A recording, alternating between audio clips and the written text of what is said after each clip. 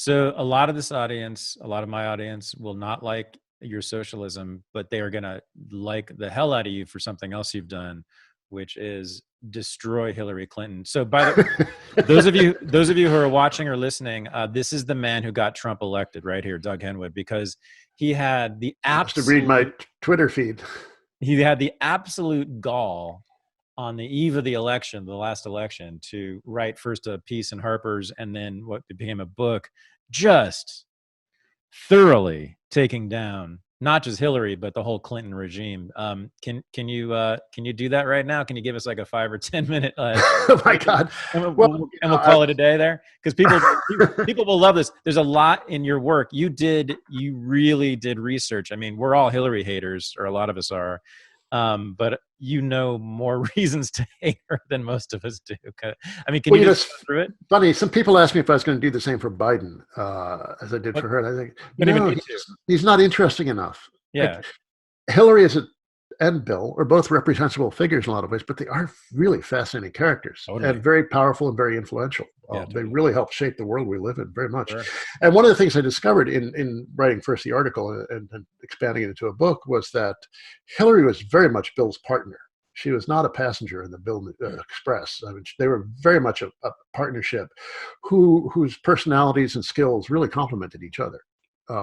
Bill is much more instinctive, intuitive. She's much more. Dick Morris described her as having the sensibility of a trial lawyer, very procedural.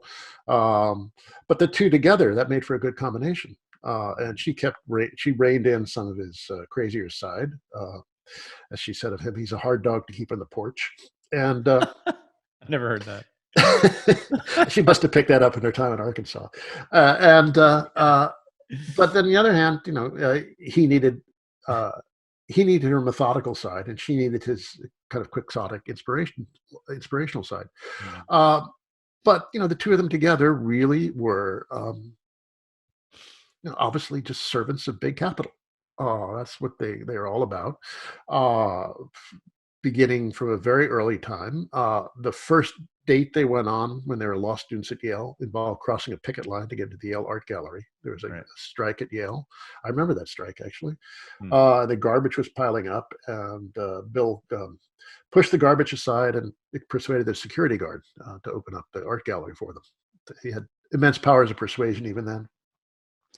But everything about them has been pure opportunism, very much about destroying the left wing of the Democratic Party, and making peace with big money and the war machine. And that's what the entire story of their career from a very early time. When Bill ran for Attorney General of Arkansas, he was refused to fight against the right to work law in Arkansas. The AFL-CIO down there hated him. That he's just very anti-union. I think it was the president of the AFL-CIO who said that Bill's the kind of guy who'd piss on your leg and tell you it's raining. But then Hillary, when she was the first lady of Arkansas, she was involved in a very early war on the teachers union of Arkansas, and supervised this restructuring of the public educational system in Arkansas that involved a war on mostly Black women teachers, and anticipating everything they would be involved with, all the democratic educational reforms of the subsequent decades. Together they created a whole DLC agenda to turn the Democratic Party into the responsible party of capital that it became. Democratic Leadership Council. Yeah, which was very much against the whole civil rights and labor and environmental tradition of the party, in favor of.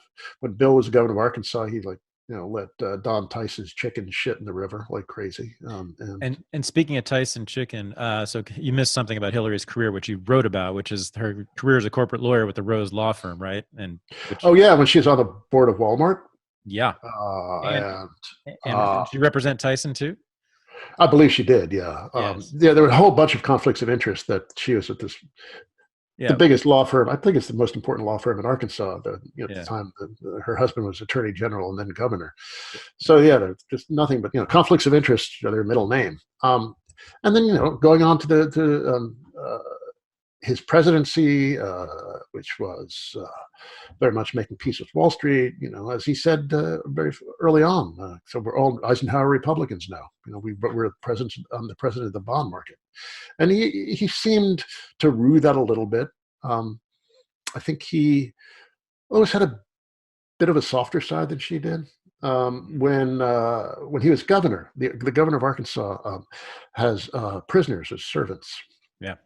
In the house. And there was one guy who served him dinner. He really liked him. And I think he was a convicted murderer doing life. And Bill wanted to pardon him. And Hillary and Dick Morris said, no, you can't do that. Because, suppose he goes out and murders someone, your political career is over. So you can't do that. But he did have that kind of soft side that she completely lacked. But then, the stuff with the Clinton Foundation was just that was just it was all about buying access to the Secretary of State and a possible future president. And they raised a ton of money off that. They did all this speaking fees. Bill's speaking fees were just skyrocketed during the time that she was Secretary of State. There was the whole thing. The whole Clinton Foundation was a big shakedown scheme, an influence peddling scheme. So a lot of the right wing critiques of them were quite accurate. Daniel Halper's book, Clinton Inc., which was very harshly received by a lot of people on the left. He made a couple of mistakes, but he's basically right about most of the stuff. I got a lot of leads out of his book. I just followed what was in his footnotes, because I didn't want to cite his book because I would be denounced for it. But actually appeared the documentary they made out of it. Fortunately, nobody ever watched the thing, so I never got denounced as a tool of the right wing. But yeah, they were just the most opportunistic people, all about themselves and serving big money for the further enrichment of themselves. The way they treated Haiti it was just appalling. The reconstruction of Haiti was just a scheme to make their friends rich and for the greater glory of themselves. But Haiti emerged much the poorer for their interventions. And one of my points in first writing the Harper's piece and then the book was, I was also talking to some of my liberal friends saying, you're going to regret this choice. She's a terrible candidate. And you're going to regret this. And they all said, well, fuck you. What do you want? And this was like, they thought Ted Cruz was going to be president. What do you want? Ted Cruz? No, I'm saying, look, you're going to regret this. She's a terrible candidate and she's likely to lose. Nobody likes her. And one of the curious things about Hillary is that the more people see her, the less they like her. So her polls are almost inversely proportional to her visibility. So just before she announced her presidential campaign, what was that, 2014, that was one of her peaks of popularity. As soon as she started campaigning, it collapsed. And there is certainly, I'm not going to deny this, there's certainly an aspect of sexism to the contempt for Hillary. Yes. There's no doubt about it. The language about her, repulsive stuff. And I just, when I give that no quarter, that's terrible stuff. Yes, agreed. But she's also, it's true that she's a corrupt, self-dealing, secretive, devious person. Also and agreed. like people made, the email story. Yeah, but her emails, blah, blah, blah. But, it's very classic Hillary. She wanted to escape the scrutiny that comes with having her email on a public server. There's just no question that's what she was trying to do. Yeah. And so people say that the emails are not a relevant story. It's very much who she is, that kind of secretiveness and the hostility to oversight.